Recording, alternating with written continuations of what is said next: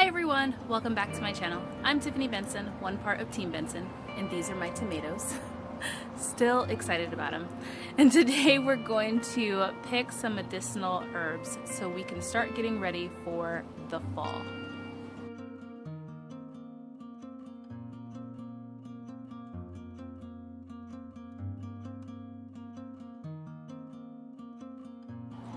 Now guys, before we really start getting started, I want to remind you guys that we have a giveaway. We are planning for our 10K giveaway, and just this week we already got another, I want to say 30 subscribers, so thank you guys for sharing and getting the word out about our channel. That really means a lot to us. And we have partnered with Mighty Crop, so if you guys saw on the flyer that I just posted before this little clip started, but we are going to be helping one person prepare themselves to create a beautiful garden on their own. So it comes with a $50 gift card. We have a Mighty Crop that we're going to be giving away from our sponsor, and then also we're going to be giving away a seed organizer so you can keep your seeds safely and them not go everywhere, and you can put them in a nice cool place. So make sure you guys subscribe, and then also don't forget to go over to IG and follow Mighty Crop, so that will enter you into the giveaway. And then for every comment that you guys comment on a video, it gives you another entry into the giveaway. So that's just that. Now let's talk about medicinal herbs.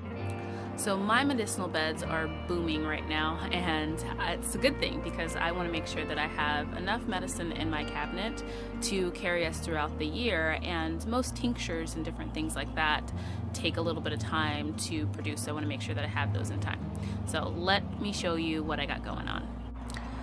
So medicinal medicine, guys, is something that I love. If you guys have been watching my channel, you know that I have a medicinal Friday, mostly every Friday. But today I'm going to come in and I'm going to grab some of my toothache plant. These little buds are ready. I also have some chamomile that are ready, and as you guys can see, this chamomile was trying to take over, so what I did is I staked it up so that then I could let it grow up and it not take over the echinacea. And then I'm going to grab some more of this catnip. Now I have such a great plan for this catnip that I will be talking about in the next coming up videos, but for now I'm letting it grow, and I'm letting it grow a lot of it because I'm gonna need a lot of catnip. So guys, I want to show you this. So this is the amount of toothache plant that I got, the little buds. And then I also, this is the very first start of me starting to get chamomile.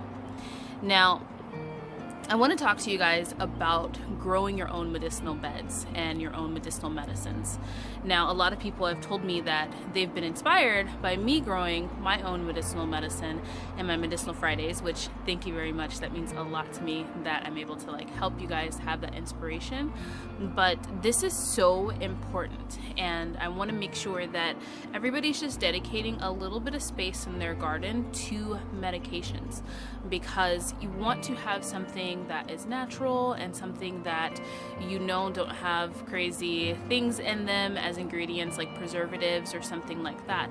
Even down to simple cough syrups that you get over the counter has a lot of preservatives and binding agents to keep it shelf stable, when you can just have these different herbs that are dried that you can make your own medicine and help yourself out with any type of ailments.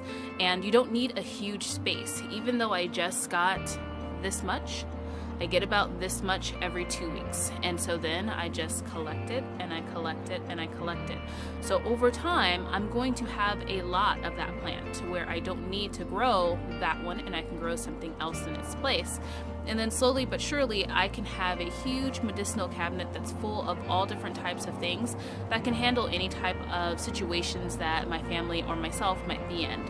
And the nice part about a lot of your herbs and your medicinal herbs is that they can last for years once dried before losing their potency. So you have time, plant it, even if you're only dedicating a little bit of space, like 1 square foot bed, maybe a couple of pots like that mint I'm gonna come get.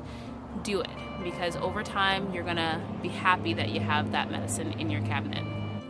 Now the second thing I'm gonna come in and start doing is filling up my mint jars. So need to come in and start grabbing these crazy little things out of all of my mint pots, which I have 2 of them. Alright guys, so now I have a nice big pile of mint and catnip. Now all of these I'm going to be drying. The flowers I'm going to let sit out to dry. I just put them on a plate and set them in the kitchen and forget about them until they're dry, and then I put them in their jars. And then the mint and the catnip I'm actually going to stick in a dehydrator. I can't wait to do the mint because that's going to make my house smell amazing.